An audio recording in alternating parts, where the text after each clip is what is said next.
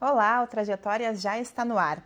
Por aqui a gente segue conversando com os parlamentares que foram eleitos para o novo ano de 2025. Hoje o nosso convidado é o vereador Rafael Fleck, do MDB.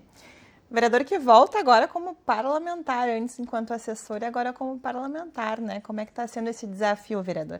Tudo bem, Vanessa? Primeiro agradecer o convite de estar aqui, né? Uma emoção muito grande, né? Eu falava há pouco que eu sempre participei nos bastidores aqui na Câmara como assessor, né? E agora estar aqui como vereador é um momento muito especial. Vereador, a gente já começou o ano com bastante movimento, né? Eu sei que o senhor sempre esteve envolvido aí quase 2 décadas, né, de envolvimento com a política, mas esse ano foi um ano atípico, porque desde o primeiro dia a gente já teve trabalho para os parlamentares, né? Como é que está sendo essa experiência? É uma experiência assim, como eu fiquei muito tempo no bastidor e eu não participava muito do plenário, né? Mas assim, toda a consolidação jurídica do gabinete do vereador Mauro Zacher, eu era o responsável, então Saudoso vereador Mauro Zacher. saudoso. E então eu sempre militei muito nos bastidores, né? Então aquela movimentação do plenário ali, eu tô me acostumando, né? Tô me ambientando ali, muito embora eu conheça a maioria dos vereadores já há muito tempo, assessorias. Mas é um desafio muito legal, assim, e muito importante na minha vida, né? Eu acho que eu vim para somar, né? Agora com uma experiência de assessor por 18 anos na casa e agora como vereador. E o que a gente deve acompanhar agora do Rafael Fleck mais atuante ali no plenário? Porque agora não tem gabinete, né? Agora é plenário, é tribuna. O que a gente deve perceber ali? Eu foquei muito, assim, essa questão de estar muito lá na comunidade, né? Eu me elegi com uma base social ligada à educação infantil, então as pautas são muito lá em loco, né? Discutir a escola de educação, a vaga, as demandas das entidades. Então eu estou muito presente, né, em agendas diárias, assim. Desde o 1º de janeiro eu não parei de visitar após a eleição, eu continuo, né? Porque eu sempre militei como advogado que defendia as escolas de educação infantil parcerizadas no município de Porto Alegre. Então é uma demanda muito grande. Agora, claro, o plenário é uma parte muito importante do mandato, né? E eu estou muito atento às pautas da educação e às demais pautas, né? Mas está sendo um desafio muito forte, assim, muito gratificante, mas também muito desafiador, né? Eu tenho observado, e isso é uma questão ideológica minha, né? O governo tem uma base maior, da qual eu faço parte, e a oposição tem uma base infinitamente menor. Mas eu quero construir com a oposição e a base um elo para a gente discutir bons projetos para a cidade, né? Eu acho que a maioria ela tem que respeitar a opinião da minoria. Vereador, a gente tem o seu papel enquanto advogado, né? Como que esse suporte, essa bagagem jurídica vai te auxiliar no seu trabalho como parlamentar? A gente sabe que o parlamento é daqui que saem as leis, né? O que toda essa bagagem jurídica que o senhor construiu ao longo da sua carreira, militando ali, como o senhor comentou conosco, né, na questão judiciária, principalmente das escolas, o que isso deve fornecer de sustento para o seu trabalho? Eu acho que o mais importante é nós preservarmos a legalidade dos projetos, né? Muito embora estou presidente da SES, não estou na CCJ, eu sempre acompanhei, enquanto assessor do vereador Mauro Zacher, todo o processo jurídico do processo legislativo, né? Citar aqui as vezes que nós paralisamos as votações do IPTU, o Mauro era o vereador que entrou com a ação, mas o advogado naquele momento fui eu. Quando lá no governo anterior, no governo Marquesan, se suspendeu o pagamento das entidades de educação infantil, o Mauro obteve uma liminar numa ação popular, o advogado foi eu. Então, assim, eu sempre militei judicialmente, né?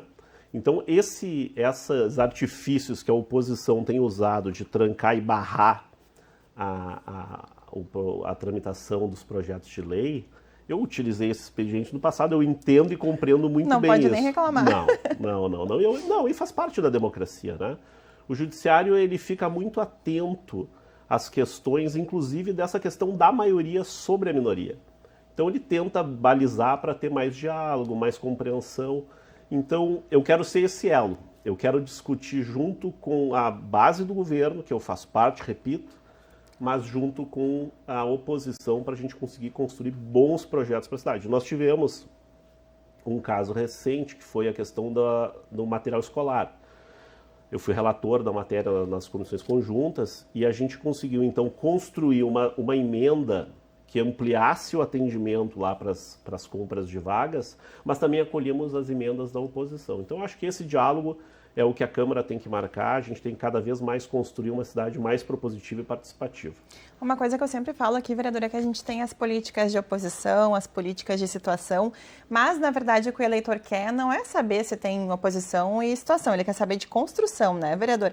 E como é que o senhor imagina que deva ser o parlamento ali? Porque o senhor tem uma postura mais pacífica, né, uma postura mais de diálogo, é isso que o senhor deve manter ali embaixo? Ali embaixo porque a gente está no terceiro andar e o plenário fica no segundo. Sim, eu acho que os extremos fazem mal para a política, né? Então a gente tem tanto da direita como da esquerda.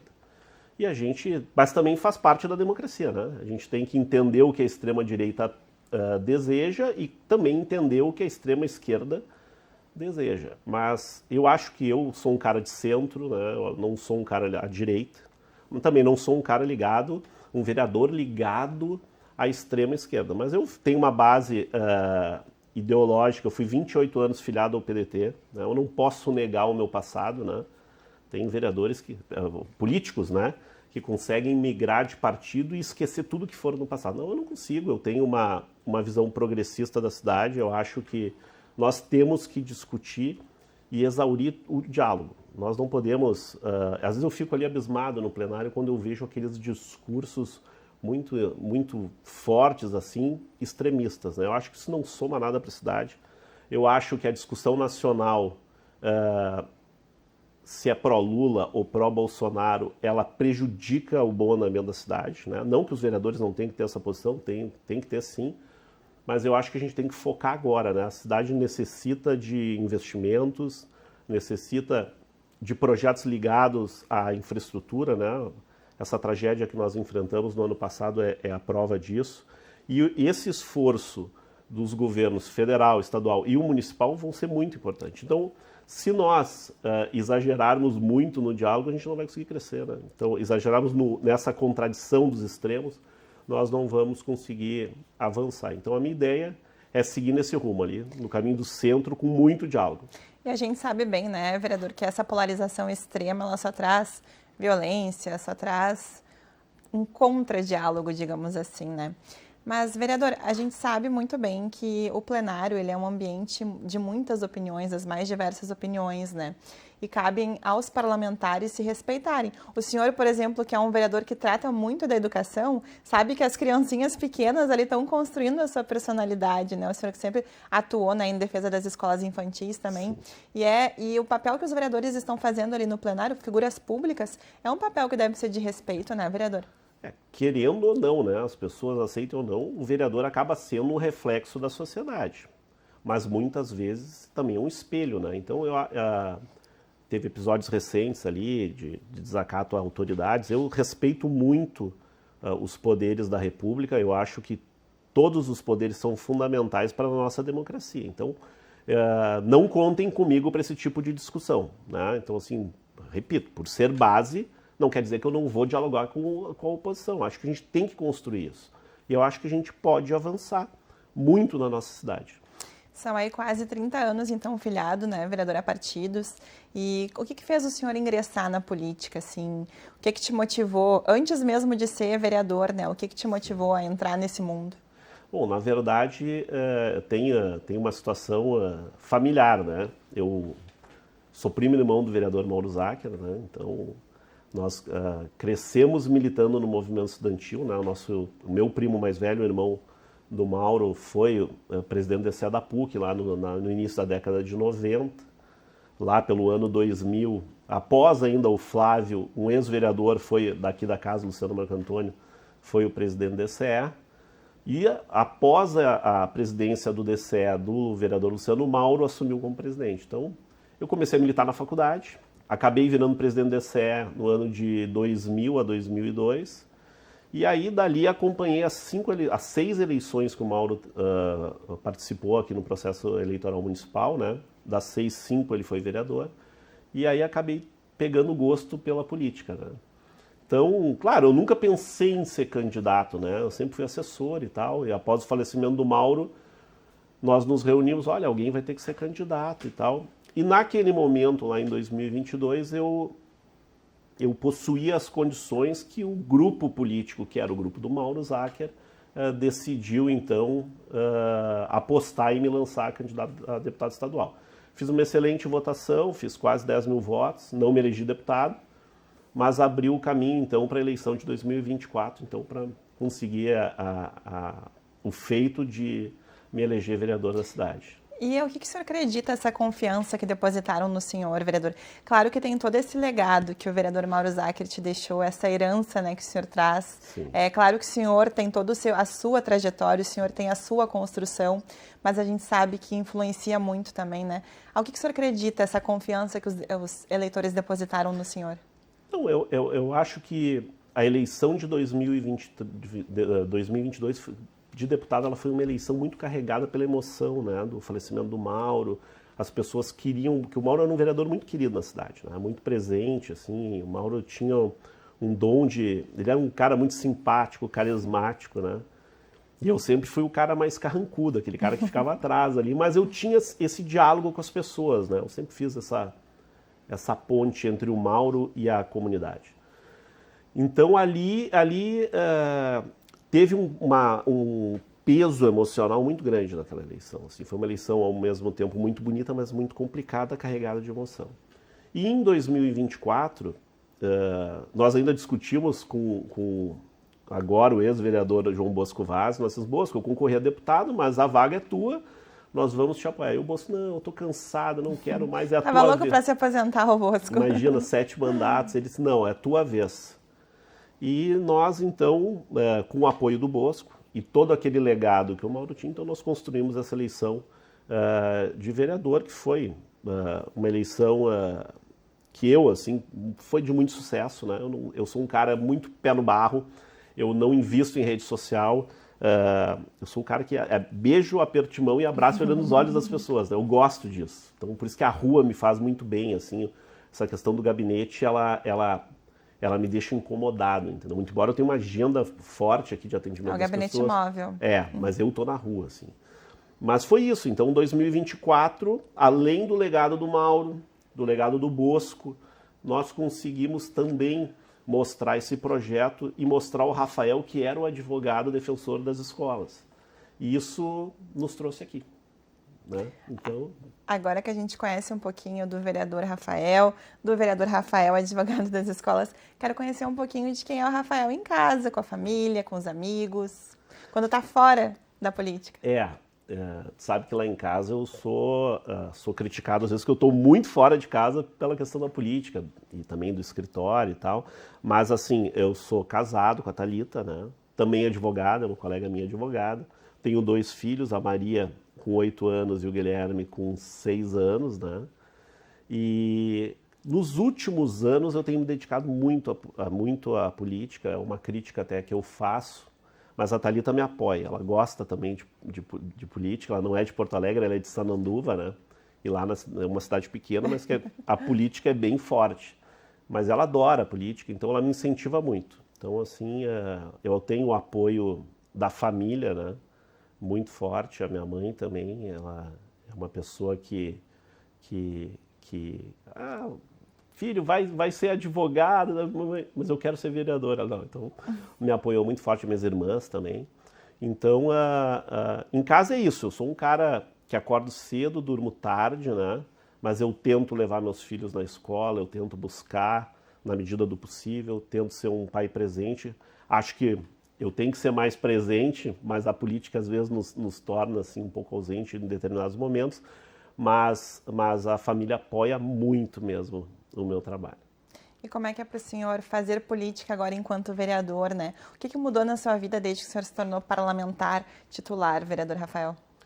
É uma sensação diferente. Quando tu é assessor, tu tem a responsabilidade de ajudar a manter aquele mandato, né, a conquistar vitórias para o mandato, mas tu não tem a responsabilidade e o peso todo assim em cima.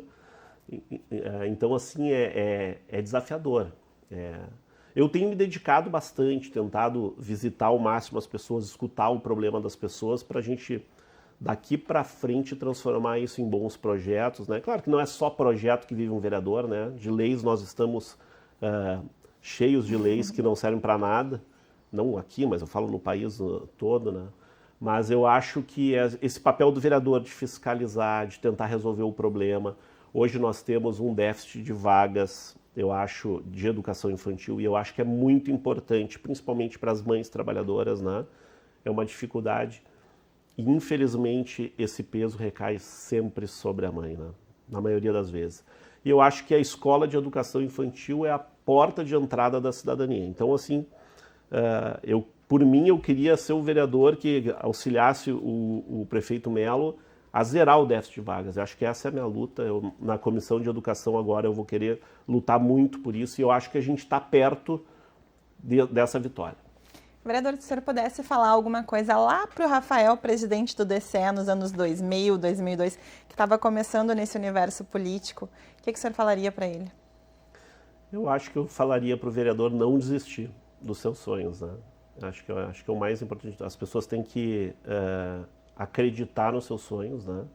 O meu sonho não era ser vereador, foi o destino que me trouxe aqui, mas o meu sonho era permanecer na política, né? Assessorando e construindo mandatos que tenham resultado para a nossa cidade. E o que é ser vereador para o senhor? O que significa isso? Qual que é a dimensão dessa profissão? Eu acho que é saber escutar as pessoas, sabe? E tu compreender que nem tudo que tu pensa está certo. Eu acho que é isso. Eu acho que a gente tem que se abrir mais, né? E por isso que eu acho que esses extremos, às vezes, eles te limitam demais. E eu não quero mais isso na minha vida. Eu quero ser um cara livre, quero ser um vereador que possa pensar fora da caixa. Vereador, a gente sempre começa as coisas com um sonho, né? Com um sonho, com um objetivo. E quando o senhor decidiu se tornar vereador, qual que era o sonho do senhor? O meu sonho vereador é conseguir hoje aprovar leis que tenham impacto na sociedade, né? Então, assim, vou citar uma lei aqui, eu não consigo me dissociar muito do Mauro, né? Mas o Mauro foi o autor da primeira lei anti-bullying no país, né? A lei dele virou uma lei estadual e depois virou lá uma lei federal que foi protocolada pelo deputado federal, então deputado federal Vieira da Cunha. Então, isso virou uma lei nacional que hoje está aí os resultados, né? Claro que precisa investimento dos governos, precisa regulamentação da lei. Hoje aqui em Porto Alegre a lei do Mauro anti-bullying é de 2010 e ela até hoje não foi regulamentada, entendeu? E a prática do bullying vem aumentando, né? E o bullying é uma violência que se repete na vida adulta. Então, assim, nós temos que cada vez mais educar as crianças, Gerar traumas, educar os nossos jovens, né? E investir cada vez mais em educação. Eu sou um defensor da educação. As pessoas falam, mas por que tu só defende a educação infantil? Porque é a porta de entrada. Nós não podemos construir uma casa pelo telhado. Nós temos que construir a casa pelo alicerce. E se nós não tivermos uma educação infantil eficiente, com uma boa alimentação, com um bom projeto pedagógico, com um acolhimento dessas famílias que mais precisam, nós não vamos resolver o problema do nosso país. E como é que é olhar para trás, vereador, e ver que deu certo, ver que o senhor está construindo o seu caminho, construindo sua trajetória? Sei que está só no começo, né? Mas já dá para ter uma dimensão de onde que isso vai dar. Sabe que, Vanessa, quando eu me elegi vereador, no dia que eu me elegi vereador, eu fiquei assim... No dia que eu tomei posse, que eu senti o peso do cargo, sabe? Eu senti... Não que aquilo tivesse me acovardado, que eu tivesse... Mas eu senti o peso da responsabilidade, né? A gente hoje atravessa a rua e tu é observado pelas pessoas, né? A gente acha que não. É uma coisa, assim, muito... TV Câmara aqui, ó, 24 horas por dia também. E as pessoas assistem muito a TV Câmara. Esses dias eu recebi uma crítica até de um eleitor meu. Tu estava no celular. Então, assim, as pessoas assistem, né? Mas então esse peso do cargo de vereador, essa responsabilidade, é uma responsabilidade muito forte, né? A gente imagina, né? São quase 1.400.000 habitantes aqui em Porto Alegre e de repente tu é um dos 35 eleitos, né? Então, assim, é muito importante. Eu acho que a gente tem que valorizar, tem que honrar esse cargo, acho que a gente tem que honrar o juramento que nós fizemos, né? e lutar por essa cidade que precisa tanto da nossa ajuda. E agora, vereador, quase chegando no finalzinho do nosso programa, né? Quero que o senhor deixe um recado para quem está nos assistindo, um recado para todas essas pessoas que confiaram no seu trabalho e que vão ficar te acompanhando durante esse período. Então, queria aproveitar de novo e agradecer o convite, né? Eu quero voltar aqui mais vezes, né? Mas eu queria... Está convidado. Mas eu queria primeiro agradecer, né, a todos os eleitores e eleitoras que acreditaram no nosso projeto, que me fizeram chegar aqui. E eu quero colocar um mandato à disposição de todos os porto-alegrenses, né? Não é um mandato mais só dos meus eleitores, mas é um mandato de Porto Alegre. E quero que me ajude a fiscalizar uma cidade mais limpa, mais justa, mais educada, e que também me fiscalizem e me cobrem, né, para ser um vereador presente como eu me comprometi a ser. Então, mais uma vez, vereador, muito obrigada por compartilhar sua trajetória conosco. Parabéns pela conquista, porque não deixa de ser uma conquista, né? E também desejo para o senhor um excelente mandato. Obrigado, Vanessa. Então, um bom trabalho, vereador. Então, este foi o vereador Rafael Fleck, do MDB, conversando conosco, compartilhando sua trajetória de vida para a gente. O Trajetórias ainda não finalizou, a gente tem outros parlamentares para compartilharem suas trajetórias conosco, por isso continue ligado aqui na TV Câmara. Você pode rever esse e outros programas no nosso canal no YouTube. Muito obrigada pela sua companhia e até a próxima.